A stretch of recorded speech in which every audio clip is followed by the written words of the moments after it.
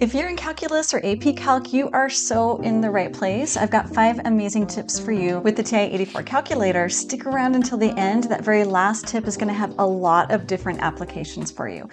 Now, to start us off, we're going to go into the math menu and I want to show you where the derivative is. So we're going to go over here to the left-hand column and then hit the math menu. Notice that the derivative is number 8 on this list. So you can arrow down to number 8 or you can just hit number 8 and then we're going to hit enter. So it's prompting me for the variable. So I'm just going to use my variable key here next to alpha and I'm going to click X and then it wants to know what our function is. Well, I'm going to use this function that we've got up here above, but it's a rational function. Let's put that in as a fraction. To do that, we're going to use the function 1 on the y equals. So we're going to do alpha followed by y equals to get to that f1. And then I do want number 1, which is just a numerator and denominator. So I'm going to hit enter, or you could hit 1. Okay, perfect. So I want x in my numerator. Back to my variable key, and then I'm going to arrow down to get x squared plus 1. Okay, so I want x, and then I'm going to use my squared key over here in that first column halfway down, and then I want plus 1. And I want to evaluate this at x equals 2. Now, the TI84 calculator will only do derivatives numerically, so it won't give you an answer as a variable. But this question wants the derivative when x is equal to 2, so I just arrowed over using my right arrow. I'm going to type 2 in and then enter, and it gives me the answer. Now it's given it to me as a decimal, and I really want this instead as a fraction, so I've got the right form for my answer. Also super easy. We're going to go right back to that math menu. So just right from here, I'm going to hit math, and convert to fraction is the very first choice. So you can hit enter and then enter again, and there's that fractional answer of -3/25. The next thing that we're going to do is to graph a derivative. So to do that, we're going to go right into y equals. I'm going to clear the functions that I have. So I'm just going to clear, arrow down, clear, arrow down, clear. Also make sure that you don't have one of these plots on. So make sure that each of your plots is not highlighted. If it is, you can hit enter to highlight or unhighlight. Okay, so I'm all set. I want to graph the derivative of x squared plus 3. So we're going to go right into that math menu and grab the derivative. So I'm going to go math, derivative is number 8. So I'm going to hit number 8, and I want d dx of, and I want x squared plus 3 this time. So I've got x and then squared plus 3.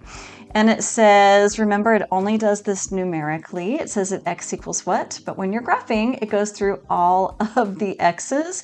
So I get to say here when x is equal to x. Now I know that that derivative is 2x or 2x plus 0. So I'm expecting the equation of a straight line.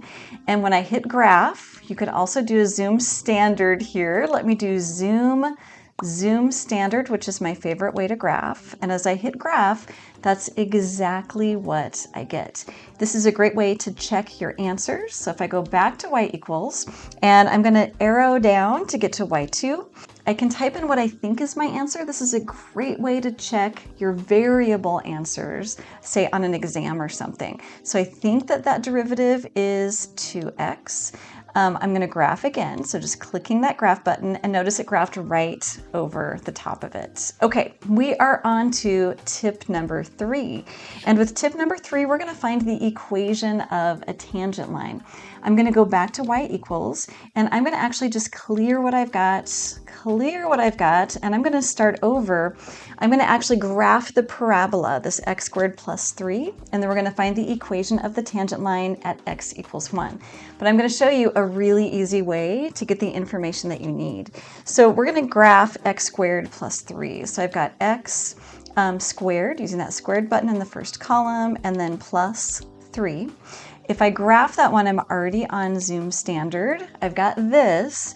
Here's 1, and I want the equation of the line at x equals 1. The calculator won't find the equation of the line for you, but here's how you're going to get exactly the information you need to quickly find the line. So I need to find the slope at 1, and I also need to find the point on my parabola at 1. The easiest way to get to all of that information is by going into this Calc menu. So I'm going to go second, followed by Calc, which is trace. And there is my dy dx, number 6. So let's go ahead and hit number 6 to select that.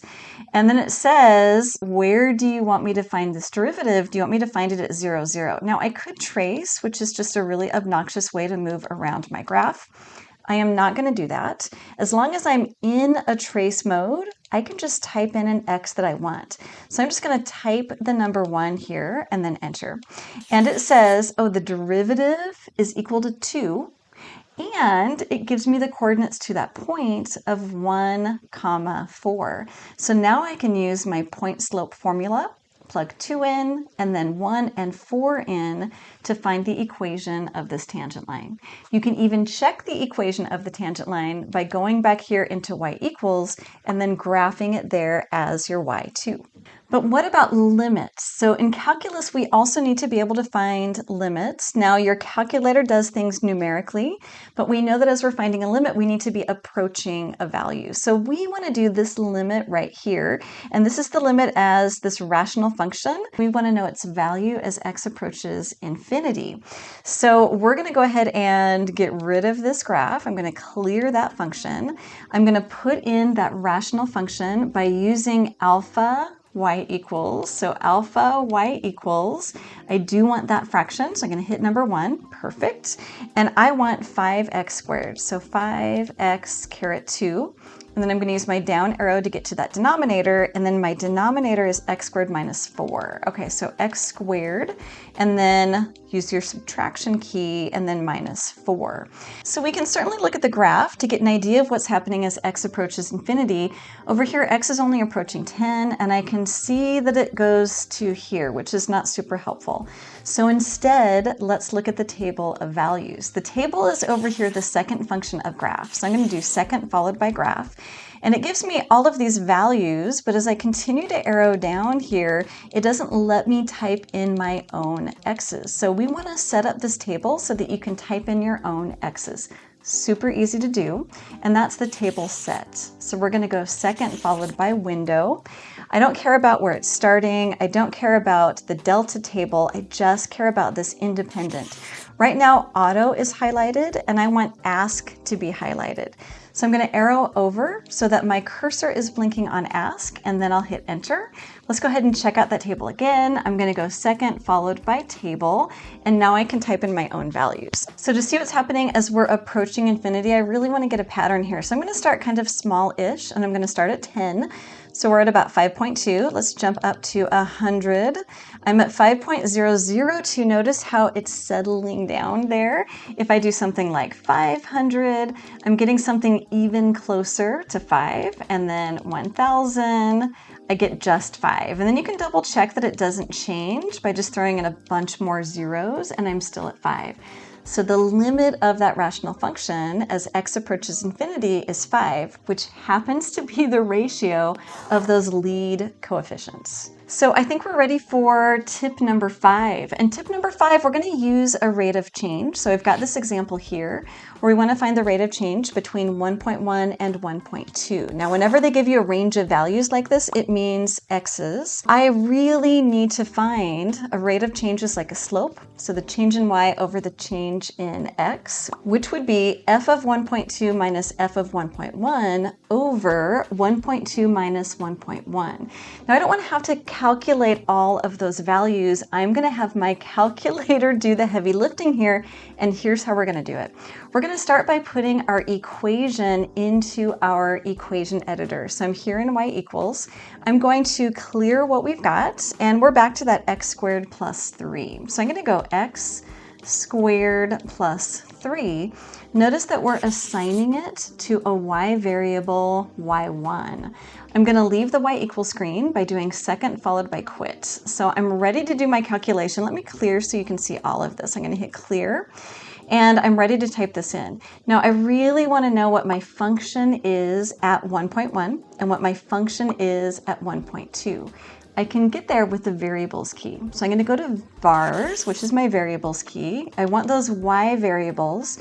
They are function variables, so I hit 1 or enter, and I'm working with y1. So I've got y1 here, and if I follow this with parentheses and then do 1.2, this is like saying, what is that function evaluated at 1.2? Can you plug 1.2 in for x? And it gives me 4.44. I could do the same thing for 1.1, but I know exactly what I want to compute, and it's that slope. So let's just put this all in at once. I really want a fraction, so I'm going to go alpha followed by f1, and then number 1 to get that fractional form. And then we are going to go f of 1.2, which is going to be y1 of 1.2. So vars key, y vars function, and then it is y1, so I hit enter again. And then I want parentheses 1.2, parentheses, use your subtraction key. I'm going to do the same thing again. Okay, so vars, y vars, function, y1, so I hit enter again. This time parentheses 1.1.